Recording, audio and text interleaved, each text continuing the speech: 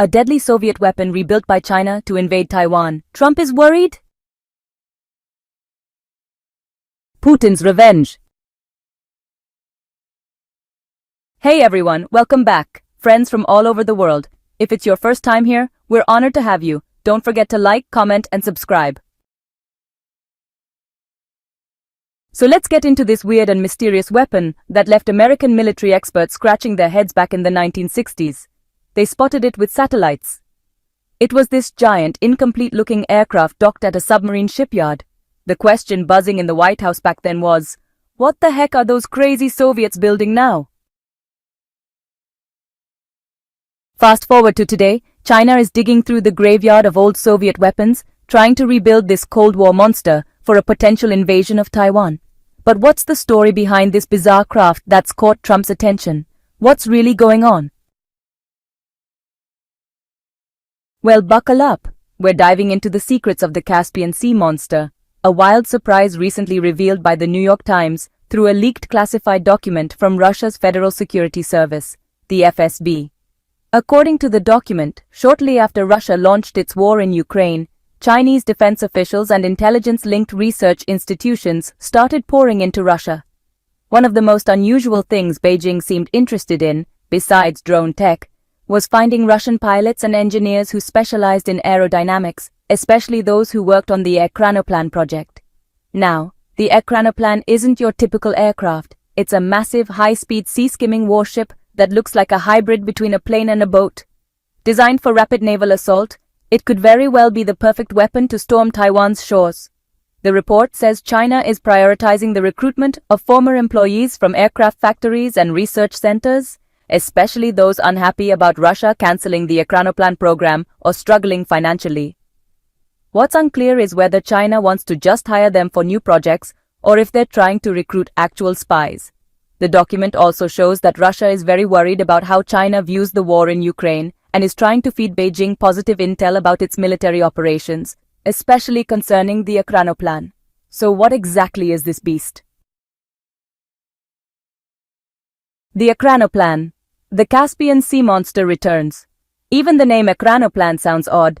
This Soviet-era machine was a terrifying hybrid of a plane and a ship. It skims above the water's surface without actually touching it. Powered by 8 NK-87 turbofan engines, the Ekranoplan could reach speeds of up to 550 km per hour, about 340 miles per hour, while flying just 5 to 15 meters above the sea. That low altitude made it perfect for dodging naval mines and enemy torpedoes, and almost impossible to detect by radar. It could operate for up to 5 days without refueling, carrying a crew of 3 and up to 28 fully armed troops. This giant measured 92 meters long, about the length of a football field, with a wingspan of 38 meters, and a max loaded weight of 544,000 kilograms. It was armed with 6 Moskit anti-ship missile launchers, powerful enough to sink U.S. aircraft carriers, and also had a twin-barrel 23mm anti-aircraft gun. Originally designed for anti-ship warfare, submarine hunting, and fast battlefield logistics, it was even capable of operating in the icy Arctic waters, especially around North and South America, where large stretches of ocean separate potential battle zones from Russian bases. Despite its incredible design, the Ekranoplan had major flaws.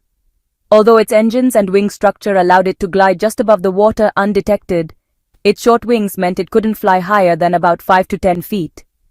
If it went too high, it risked losing control and crashing. That made it practically useless during stormy weather. It had to stay grounded when the sea was rough, limiting its combat effectiveness. Plus, it relied on what's called ground effect, a lift phenomenon that only works at low altitudes. So despite its power, it couldn't fly like a regular plane. In 1967, U.S. intelligence spotted something strange. A massive half-finished aircraft docked at a submarine shipyard. Nobody could make sense of it. What was a giant plane doing in a naval base? Americans nicknamed it the Caspian Sea Monster, or simply the Duck.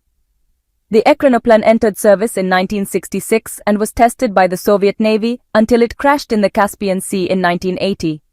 In the late 1980s, the Soviets repurposed another version called Spasatel, meaning the rescuer, for search and rescue missions, even planning to turn it into a floating field hospital. The main structure was completed, but the project was suddenly abandoned in 1991 with the fall of the Soviet Union. Economic chaos and budget cuts killed off large-scale defense projects like this. The almost complete Spasatel was left at an industrial port on the Volga River, where it still sits today. Over the years, debates have popped up over whether to restore it, but no real efforts ever took off. One of the most famous models was the Lun-class Ekranoplan, built in 1987, measuring 73 meters long and 20 meters high, with a 44-meter wingspan. It never saw real combat and was retired when the Soviet Union collapsed. For over 30 years, it sat idle at a naval base in Caspian Sea, Russia, stripped of vital parts and slowly rusting away under the elements. In July 2020, it was towed by 3 tugboats, escorted by 2 ships, along the Caspian coast to southern Russia, possibly for the last time. The Lun-class Ekranoplan was a one-of-a-kind machine that captured a unique moment in Cold War history. The science and engineering behind it were mind-blowing, even if it never reached its full potential. So now the question is, can China really bring the Caspian Sea Monster back to life and use it to invade Taiwan? Let us know your thoughts in the comments. Thanks for watching, and don't forget to like, subscribe, and stay tuned for more videos on S News. After the fall of the Soviet Union, the story